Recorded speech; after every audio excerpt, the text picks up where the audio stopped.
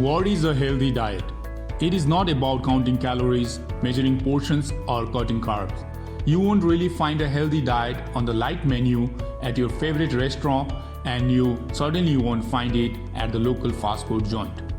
A healthy diet is all about what you eat rather than how much you eat. If you think the latest fad diet is your panacea to health, you are in for a big surprise. Losing weight, staying healthy, and getting back into shape after many years of diet neglect is not about fads or eating in some radical new way for 6 to 12 weeks and then going back to the way you used to eat. The best thing you can do to keep yourself healthy is to eat a healthy diet all the time, not just when you want to lose the weight. Eating healthy is a long-term lifestyle choice, something you need to do for your entire lifetime. But what is a healthy diet? Is it what we have been led to believe?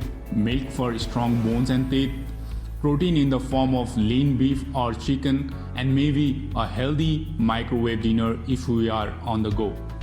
Unfortunately, this diet is what is identified as the standard American diet, or the SAD. And what's so wrong with the SAD? Well, has it made us a healthier people?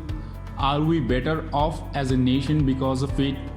With all of the health studies, advanced healthcare, the war on cancer dating back to the 70s, and the most advanced technology available on the planet, we have to ask ourselves, why do we still need to spend $1.3 trillion a year on healthcare in the United States? Why aren't we getting any healthier? Other pertinent questions about your health beg for answers, such as why after more than 30 years since the war on cancer was declared, do we still have an increasing cancer rate? Yes, we have many more people surviving cancer, but the rate at which people are getting cancer is increasing. We have come a long way in taking care of sick people, but we haven't made any progress as a nation in preventing those people from getting sick.